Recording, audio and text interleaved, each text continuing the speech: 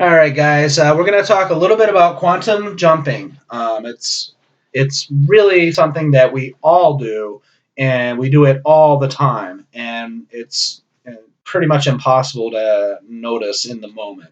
You have to try and see things that change, and what you're trying to do is have a big enough shift in between the two quantum jumps where or you will actually notice some type of change. But that's a topic that's hard to nail down, and it's kind of it's just a very broad, a very big concept when you look at the fine details of it.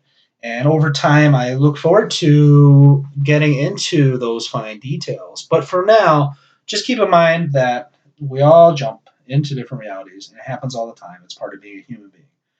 It explains how time can always be the present, the eternal now, that there's really no future or past. It's always the present, always, always, always. It also explains how motion, physical motion, is actually impossible. But that's for another day.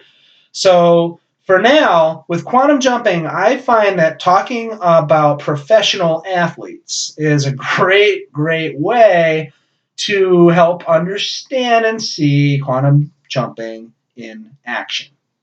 Okay? So professional athletes, they are locked in and laser focused when it comes to mental clarity, emotional passion, getting those internal pieces aligned to directly result in a change in the physical reality. So professional athletes, generally speaking, are going to have a higher level of that laser focus and precision and passion. Just by the nature of the fact that they're professional athletes. They're the top of the top of the top of the top and get paid lots of money to do some amazing physical things. Some people find it's a big joke and they don't deserve that money. We're not talking about the monetary compensation. We're not talking about the fame and fortune. We're talking about what they can actually physically do in this world. The Matrix, the Matrix movies with Neo, especially the first Matrix movie, and talking about how to move faster and be stronger and quicker in the physical reality, and how rules are meant to be bent and some broken in the physical reality, and it's all an illusion and energy. Yeah, the Matrix. Some great information in that movie. So anyway, the point is these professional athletes. Here's the thought for today on professional athletes. It's and this doesn't have to be professional. Actually, this is just for athletes in general, organized athletes. So we'll talk about high school sports, college sports, and pros and semi-pro. So you have athletes, particularly contact sports. We're talking about football or basketball, hockey, American football.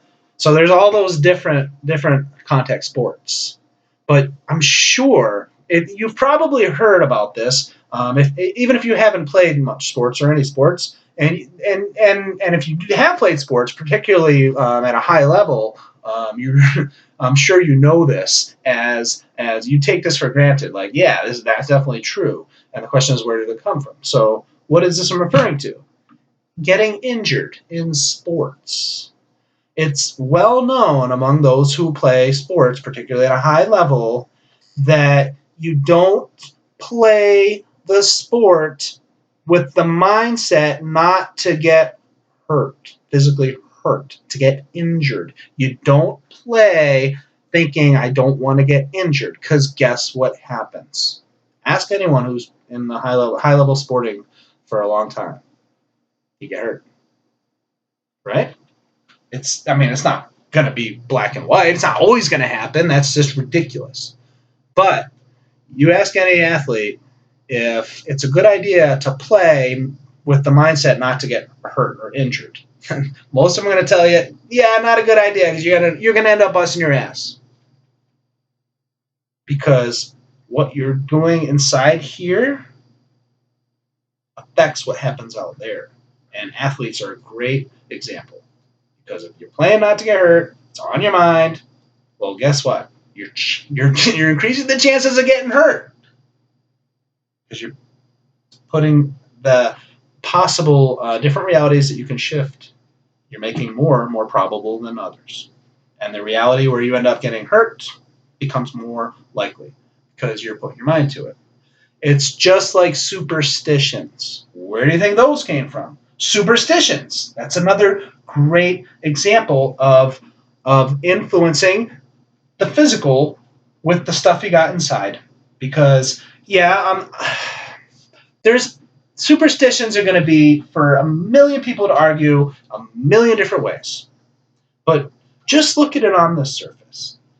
There's probably a reason why superstitions have stuck. All right. Obviously, someone carries a gold. This is I'm just making something up. Someone carries a goldfish above their head while it's raining outside. Uh-oh, that's 2 years of bad luck. Okay. So then the person believes that, and they start freaking out. And all of a sudden they're like, oh my God, 2 years of bad luck. I hope.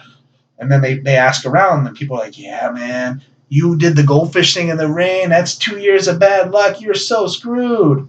And they hear it over and over, and everyone believes it, and then they basically create their own bad luck. Superstitions. You believe it's true, and it becomes true. If you break a mirror and you believe that you're going to have bad luck because you broke a mirror, then you're more likely to have bad luck. Black cats. Love black cats. For me, black cats are good luck. I see a black cat, crosses my path, I know that's good luck for me. I literally have programmed my mind to react to black cats that it's going to be good luck because I want to go on the opposite of the traditional black cat's bad luck thing. Umbrellas indoors for me, again, in the culture I'm from, opening an umbrella indoors is allegedly bad luck. So for me, it's good luck. I just turned it around. Any of those superstitions are good luck. Okay, so that's just another way to think about it, guys.